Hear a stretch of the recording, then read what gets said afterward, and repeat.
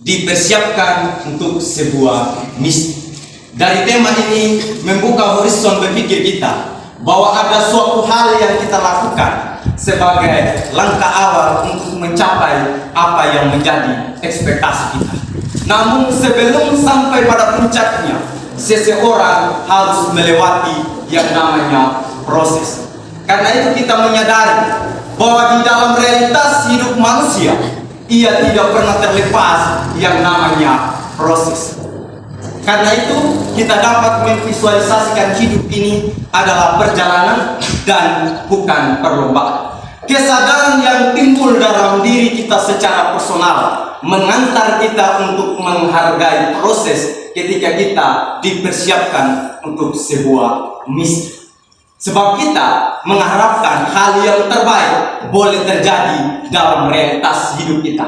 Kendati pun suatu hal yang indah, prosesnya tidak selalu indah. Saudara-saudari yang diberkati oleh Tuhan, ada perintah yang disampaikan Musa kepada bangsa Israel sebelum mereka memasuki tanah Kanaan.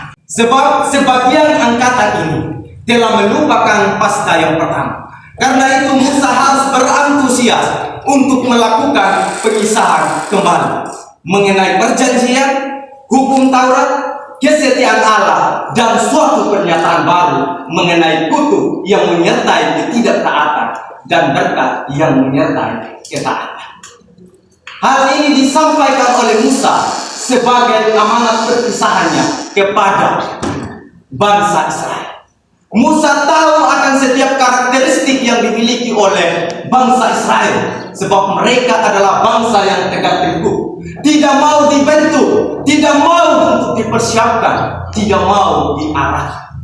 Maka kesadaran ini yang timbul dalam diri Musa, dia terus mendorong mereka dan untuk meyakinkan mereka. Ia juga menubuatkan kepada bangsa Israel bahwa providensi Allah akan terjadi dalam realitas hidup bangsa Israel ketika mereka ada di tanah Kanaan. Sebab dia adalah Allah yang bertanggung jawab. Karena itu dia akan mengusir dan menghancurkan ketujuh bangsa atau orang-orang yang ada di tanah Kanaan. Baik itu orang Het, orang Amori, orang Girgasi, orang Yebus, orang Heri maupun orang Kanaan. Dan apa yang dinubuatkan oleh Musa itu pasti terimplementasi. Sebab Allah adalah yang berkuasa. Karena itu tidak ada seorang pun atau komunitas atau bangsa di bawah kolong langit ini yang dapat mengancam apa yang menjadi konvenan dan providensi daripada Allah.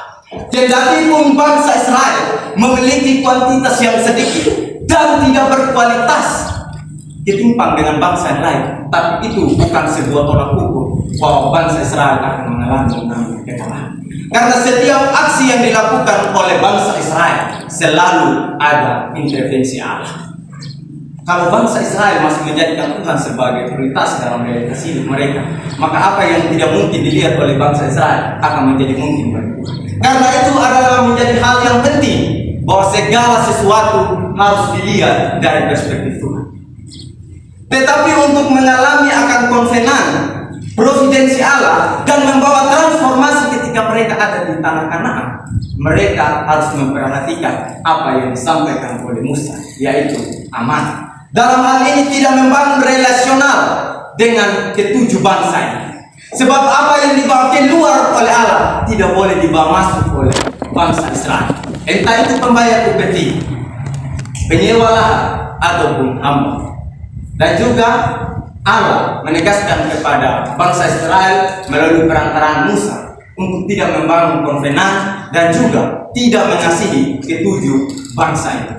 Ketika hal ini disampaikan oleh Allah supaya ketujuh bangsa ini dapat memahami bahwa hanya Allah Israel yang hidup, dan juga sebagai konsekuensi yang harus diterima oleh ketujuh bangsa ini karena mereka telah melakukan yang namanya praktik sinkretisme. Saudara-saudari yang diberkati oleh Tuhan, jadi untuk menolong bangsa Israel tetap ada dalam lingkaran kebenaran, mereka harus menghancurkan tubuh-tubuh berhala dari ketujuh bangsa ini dan tidak mengawini mereka yang luput dari pedang. Kenapa hal ini ditegaskan? Supaya menjaga akan autentisitas daripada bangsa Israel yang adalah umat pilihan daripada Allah. Jelas firman Tuhan tadi berkata bahwa ketika bangsa Israel dipilih oleh Tuhan, bukan karena mereka sogok terhadap Tuhan, bukan karena kuantitas mereka lebih banyak, bukan karena mereka lebih berkualitas daripada bangsa lain, tetapi semata-mata karena Allah mengasihi bangsa Israel. Karena itu ia mengingat akan perjanjiannya kepada nenek moyang mereka yaitu Abraham, sehingga bangsa Israel boleh dibawa keluar dari tanah pergunakan oleh Musa. Saudara-saudari yang diberkati oleh Tuhan, ketika hal ini ditegaskan supaya bangsa Israel membawa sebuah transformasi ketika mereka ada di tanah Kanaan, dan itulah misi. Bukan saja mengalami akan janji dan kebenaran Allah, tetapi yang paling utama ialah bagaimana mereka menyampaikan akan peristiwa iman yang mereka alami, supaya dengan kehadiran daripada bangsa-bangsa Israel di tanah Kanaan menolong ketujuh bangsa ini mengenal Allah yang sesungguhnya. Itulah misi yang harus dikerjakan oleh bangsa Israel. Saudara-saudari yang diberkati oleh Tuhan, kembali dalam realitas hidup kita, bahwa apapun yang menjadi eksistensi kita saat ini, entah situasinya baik ataupun situasinya tidak baik, pasti kita mengharapkan suatu hal yang terbaik terjadi dalam kehidupan kita. Karena itu Tuhan mau kita ada dalam prosesnya jika kita mau untuk mengalami akan keberhasilan dalam hidup. Karena itu melalui institusi kampus kita dibentuk, dinasihati, diarahkan, dan dibimbing. Kesadaran ini menjadi hal yang penting bagi Bapak Ibu dosen untuk selalu menyampaikan akan hal yang penting sesuai dengan RPS yang ada, supaya menjawab kebutuhan dan kegelisahan daripada mahasiswa-mahasiswa. Karena itu yang diedukasikan bukan lagi yang linear, tetapi yang harus kontekstual. Kenapa? Pelajaran demikian akan menolong mahasiswa-mahasiswi memiliki mindset yang baru dalam memahami konteks sekarang. Sehingga ketika dia ada di tengah-tengah jemaat, ketika sudah dipakai oleh Tuhan, ia mampu menganalisis masalah yang ada. Ia mampu bertahan dalam penderitaan yang ada. Karena kenapa? Karena ia sudah ditaburi oleh hal-hal yang berkaitan dengan pengetahuan ketika dia berproses di tempat. Karena itu, ini menjadi makanan daripada Bapak Ibu dosen, bagaimana memberikan yang terbaik kepada mahasiswa. Tetapi perlu diingat, sebagai Bapak Ibu dosen yang adalah Musa masa kini, tidak saja membawa mahasiswa sampai sejauh itu, tetapi juga menunjukkan moralitas yang baik, sehingga kami sebagai mahasiswa dapat melihat akan cahaya Kristus dalam realitas hidup mereka, sehingga yang kami buatkan juga adalah hal-hal yang baik. Karena itu sebagai mahasiswa-mahasiswi, kita harus memiliki kerendahan hati. Dalam hal ini memberi diri dibentuk oleh Tuhan. Karena itu kita menunjukkan sikap taat kita, tekun dalam hal belajar, dan menjadi mahasiswa-mahasiswi terlebih khususnya yang menyusun untuk tetap berantusias dalam mengerjakan segala sesuatu dan melihat itu sebagai sebuah proses yang Tuhan izinkan dalam hidupmu, supaya engkau tuai keberhasilan dalam hidup ini dan engkau berhasil membawa transformasi ketika engkau dipakai oleh Tuhan. Tetapi ironisnya, apakah demikian? Tentu tidak. Banyak di antara kita yang mau yang instan. Karena itu kita menjadi mahasiswa yang hanya titip nama lalu pergi. Tapi ini bukan tentang hati, tapi tentang kerja kelompok. Di mana kalau ada 5 orang, hanya 1-2 orang yang aktif, yang lain numpang nama, lalu yang bego numpang tampil ketika sudah mempresentasikan apa yang menjadi hasil diskusi daripada teman-teman kita. Dan kadang kita juga menjadi pribadi yang copy paste, tetapi sangat disayangkan kita menjadi mahasiswa-mahasiswi yang bangga dengan akan kebiasaan.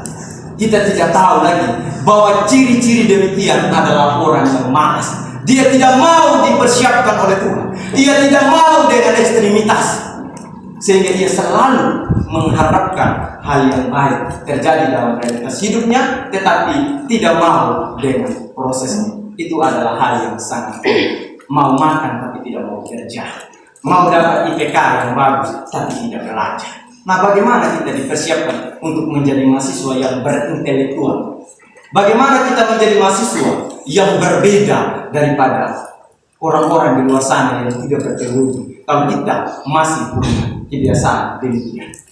Ingat bahwa Albert Einstein pernah berkata bahwa setiap orang yang membaca terlalu banyak, tetapi yang menggunakan otaknya sendiri terlalu sedikit, sehingga dia jatuh dalam kebiasaan berpikir yang malas. Dan itu ada di STTGDS. Kalau kita memiliki karakteristik demikian, maka bertobatlah dan perbaikilah hidup kita, sehingga kita menjadi pribadi berintelektual. Saya sangat ragu kalau kita tidak melewati proses lalu mengharapkan untuk menjadi pendeta, mengharapkan untuk menjadi guru agama. Nah, kalau kita tidak mau menderita saat ini, pengalaman apa yang kita sampaikan? Kita tidak memiliki intelektual.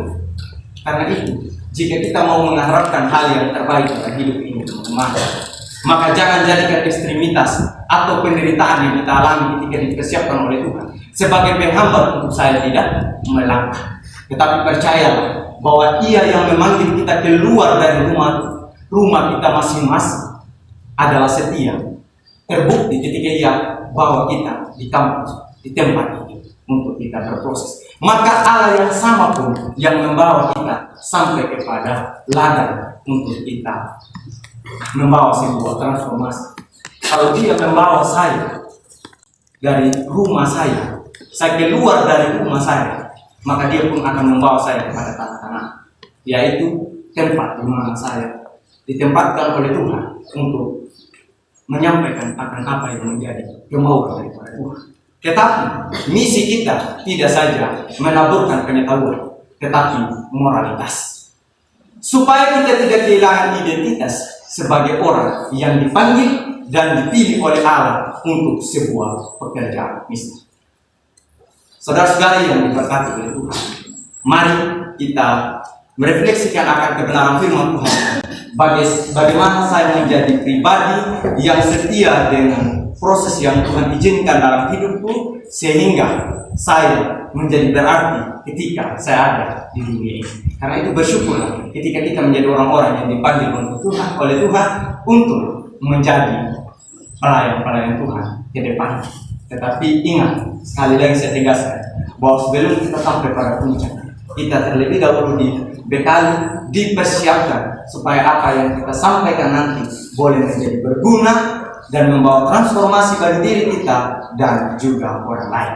Tetapi seringkali kita ada dalam kegelisahan, seringkali kita ada dalam kekhawatiran. Tetapi tempatkan hati sebagai otoritas tertinggi, sehingga engkau melihat segala sesuatunya dari perspektif Tuhan dan bukan dari perspektif manusia. Jika itu yang kita lakukan, apa yang menjadi ekspektasi kita akan terrealisasi asal Tuhan menjadi dasar dalam hidup.